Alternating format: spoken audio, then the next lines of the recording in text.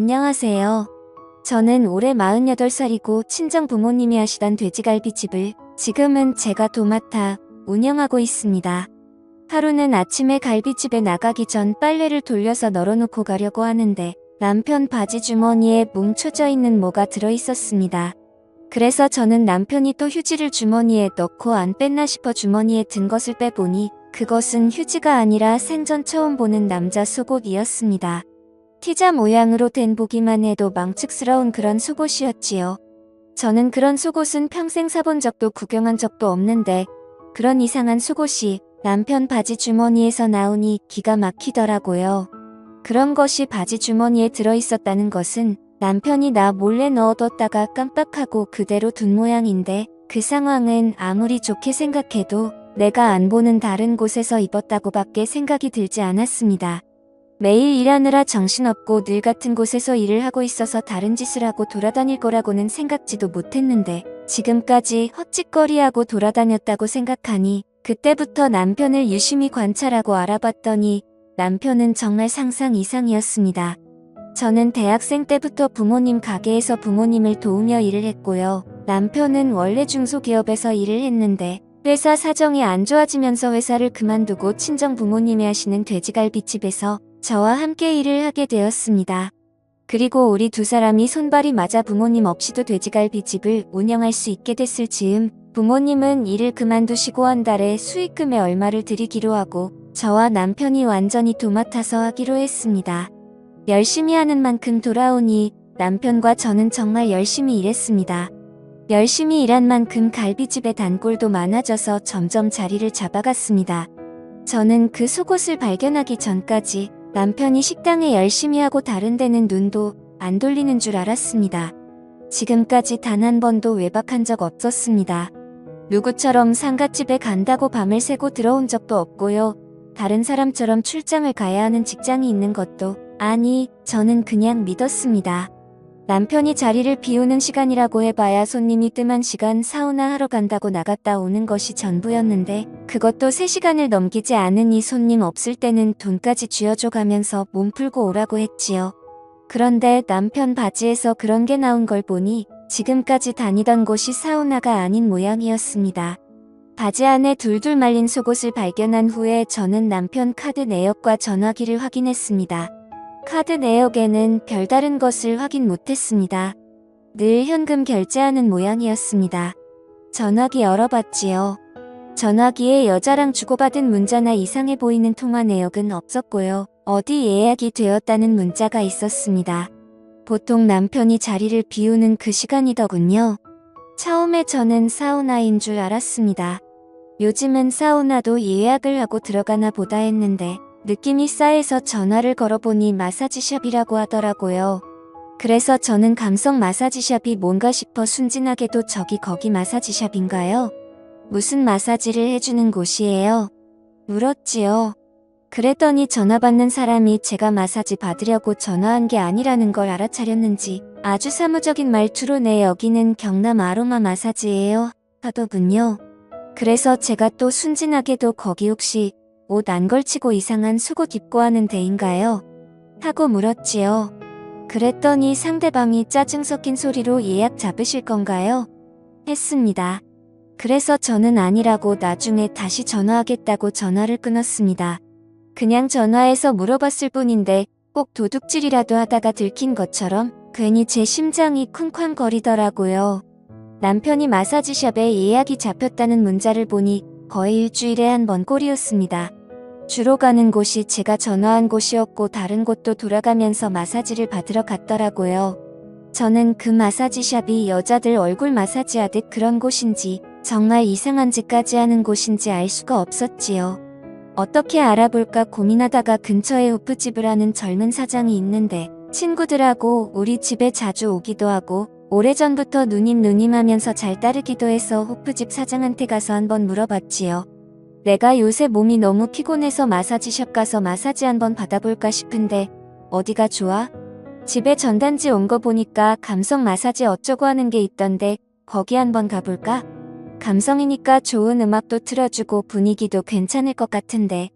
그랬더니 그 호프 집 동생이 두 손을 허공에 휘저으면서 아이고 누님 뭐 그런 데를 가시려고 해요. 그런데 100% 이상한 마사지 하는 데예요. 누님처럼 몸이 뻐근하다고 가는 데가 아니에요. 하더군요. 그래서 저는 그래 어떤 데인데 가봤어? 하고 물었지요. 그랬더니 아니 제가 꼭 가봤다기보다는요. 제 친구 놈들이 그런데 들락거리는 놈들이 많거든요. 제가 절대 가봐서 아는 게 아니고요. 저도 들어서 아는 거예요. 그런데 마사지샵 이름 내 걸고 하는 데 있잖아요. 그게 대부분 불법 업소라고 보시면 돼요. 아주 극히 드물게 커플들이 같이 가는 마사지샵이 있기는 한데요. 그런 거는 저기 홍대 같은데 그런데 극히 몇 군데 있고요. 나머지는 다 비슷비슷해요. 이름은 전통 마사지, 아로마 마사지, 감성 마사지 뭐 다양한데요. 특히 이거 감성 이거는 진짜 할 거 다 한다고 보시면 되는데요. 감성 중에서도 끝에 빨간색 하트 표시 있는 전단지 있죠. 그런 거는 그냥 뭐 그런 데예요. 제가 누님한테 설명하기 민망하니까 자세히 설명은 안 할게요. 그런데 이 정도로만 말씀드려도 다 아시죠? 남자한테는 여자 마사지사가 붙고요. 여자한테는 남자 마사지사가 붙는데요. 뭐 더 말 안 해도 알겠죠? 아무튼 이런 데는 주로 일회용 속옷을 주거든요. 내가 누님 앞에서 이런 용어를 써도 되는지 모르겠는데 그 티자 있잖아요. 하길래 저는 남편 바지에서 나온 티자가 생각이 나서 순간 깜짝 놀라면서 뭐 했더니 역시 누님한테 이런 얘기하면 안 되는 건데 너무 놀라셨죠? 제가 누님 앞에서 너무 자세하게 얘기를 했나 봐요. 암튼 그렇습니다. 하고 얘기를 마치려고 하기에 아니야 계속 얘기해봐. 그래서 그런 걸 주고 어떻게 하는데? 하고 물었더니 아니 제가 직접 가본 게 아니라서 자세히는 잘 모르고요. 어쨌든 그런 거 일회용 속옷 같은 거 주거든요. 부담스러우면 안 갈아입어도 돼요. 그런데 꼭 갈아입는 이상한 취향인 인간들 있어요. 하긴 거기 가는 게 다 그런 사람들이 가는 거겠지만 어쨌든 보통 마사지 하면 1시간에 7만 원 정도 하는 데도 있고 1시간에 10만 원 하는 데도 있는데요. 금액이 올라가면 올라갈수록 서비스가 좀 높아진다고 생각하시면 되고요. 마사지 하는 사람들 옷차림도 금액이 높아지면 높아질수록 물고 걸치고 있는 게 없다. 이렇게 보시면 됩니다. 그러니까 그런 데 가시면 안 되고요. 정말 몸이 찌뿌둥하시면 한의원에 이런 거 있잖아요. 건전한데 그런 데 가세요. 괜히 한번 가셨다가 중독돼서 자꾸 가시면 가정아작 나는 겁니다. 한번 가면 나도 모르게 자꾸 가고 싶고 막 생각나고 그렇거든요. 아 물론 제가 가봐서 그렇다는 것은 아닙니다. 다 들은 겁니다. 절대 직접 가본 게 아니고요. 그러니까 저를 이상한 놈으로 취급하시면 안 됩니다, 누님. 그래서 저는 잘 알겠다고 저는 마사지샵에는 못 가겠다고 집에서 혼자 발 마사지나 해야겠다고 하고 나왔지요. 호프집 동생 앞에서는 아무렇지도 않은 척 했지만 돌아서 나오는데 머리가 핑 돌면서 현기증이 나더라고요. 피곤하다고 해서 좀 쉬었다 오라고 내보냈더니 밖에서 그런 짓을 하고 다닐 줄은 꿈에도 몰랐고요. 저는 그런 이상한 짓은 술집이나 가야 그런 줄 알았는데 술 안 마시고 멀쩡한 정신으로도 저런 데를 갈 수 있다는 것이 신기할 뿐이었습니다. 그런데 뭔가 좀 이상하다는 생각이 들었습니다. 남편은 거의 매일 바람 좀 쐬고 오겠다며 점심시간이 끝나고 난 뒤 밖에 나갔다 오는데 마사지샵에 가는 건 일주일에 한 번 정도였습니다. 그렇다면 다른 날은 어디로 가는 거지? 라는 생각이 들더라고요. 이 인간이 도대체 무슨 짓거리를 하고 돌아다니는지는 눈으로 직접 봐야겠다 싶더라고요.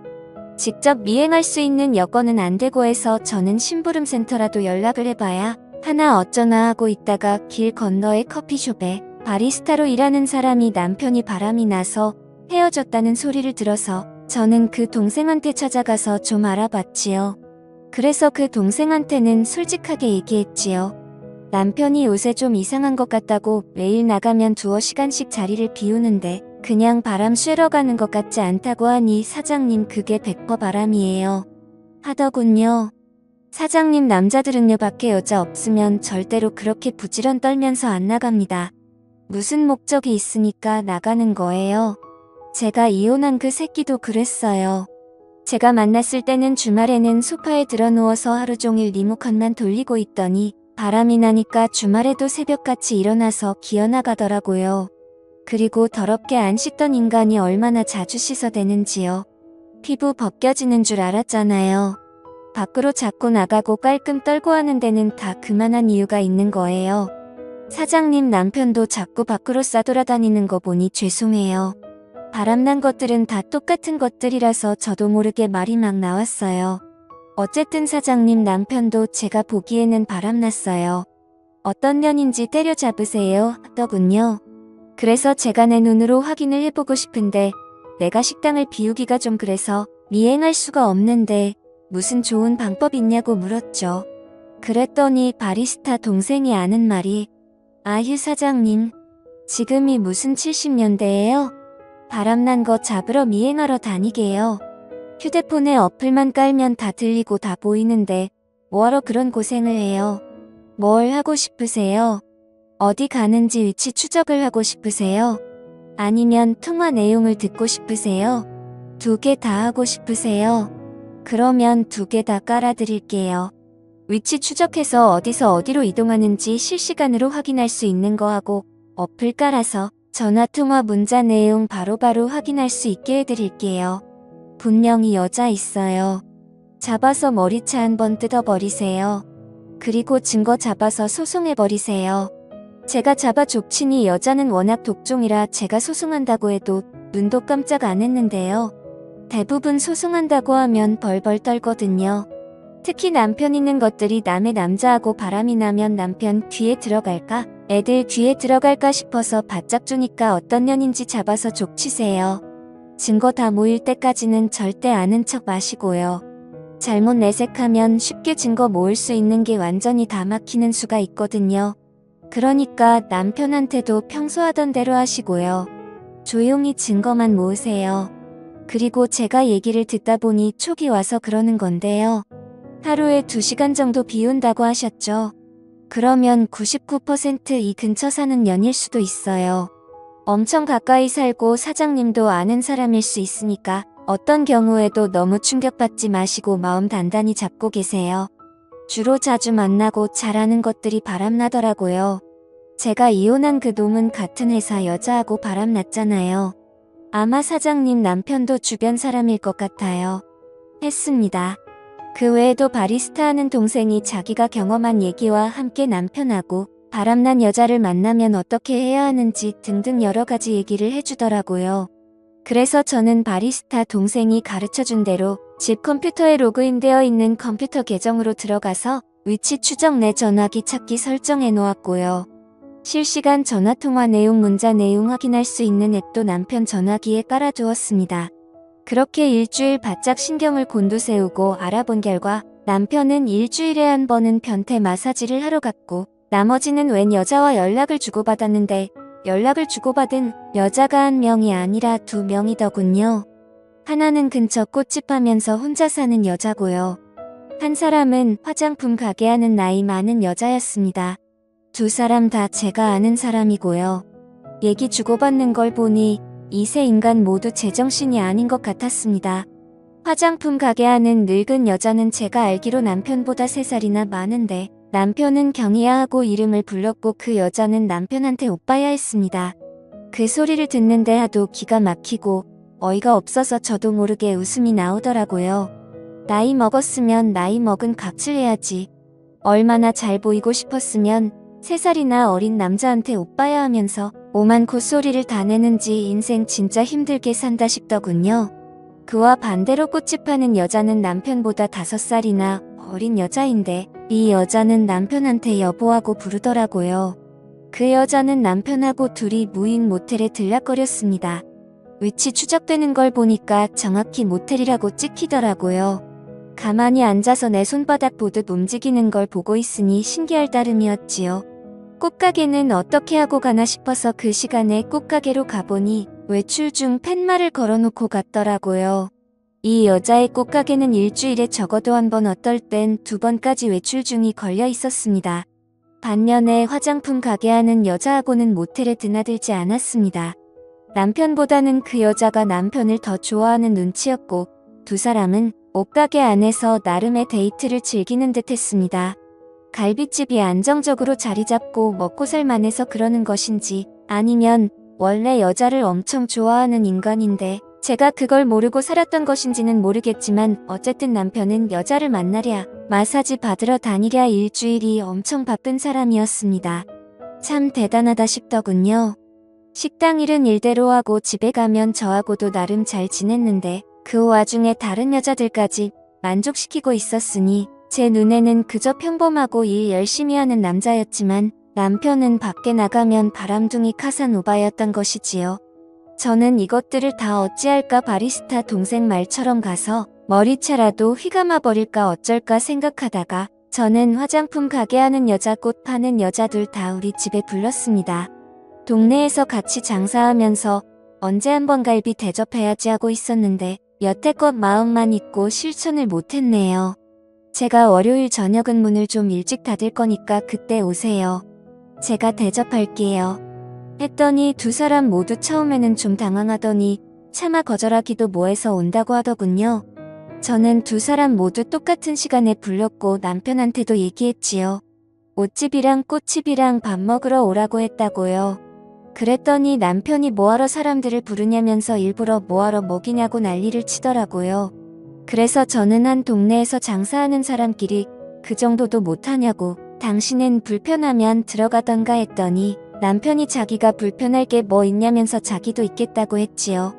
그리고 그 여자 둘이 도착한 날 정말 볼만했습니다.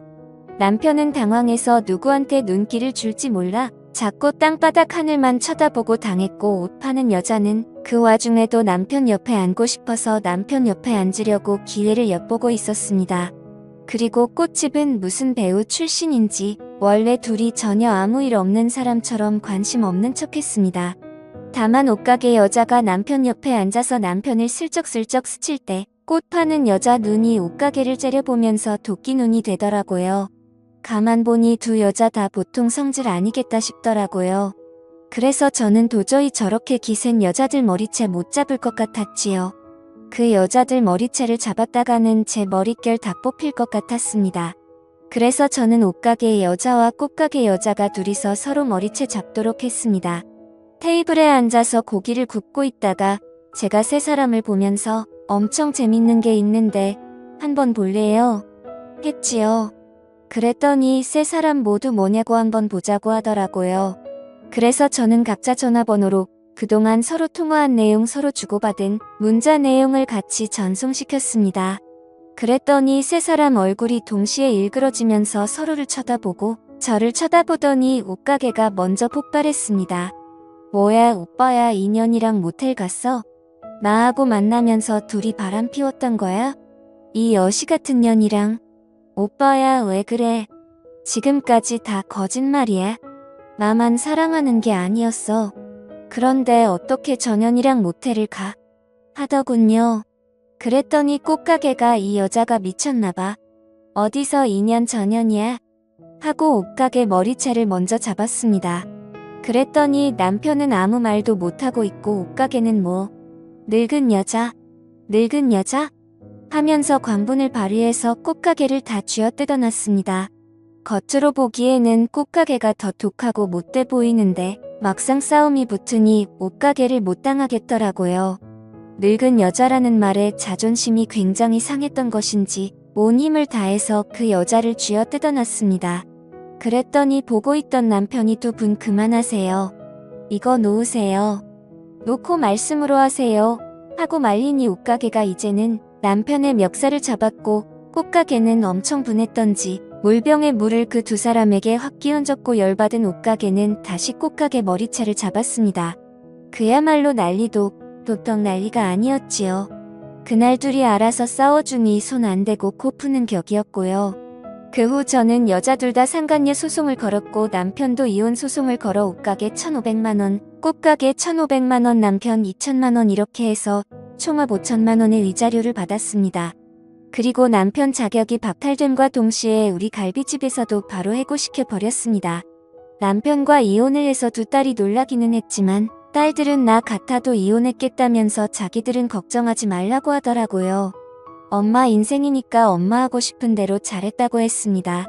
두 딸이 그렇게 얘기를 해주니 제가 마음이 한결 가볍고 편하더라고요. 결혼해서 끝까지 잘 살면 제일 좋겠지만 아무리 생각해봐도 구제할 수 있는 인간이 있고 도저히 구제불능인 인간이 있더라고요. 100번 1000번 생각해도 구제불능인 남편과 헤어진 것은 100번 1000번 잘했네요. 저는 고등학생, 대학생 두 딸 끝까지 잘 뒷바라지하면서 제 인생 살아보겠습니다.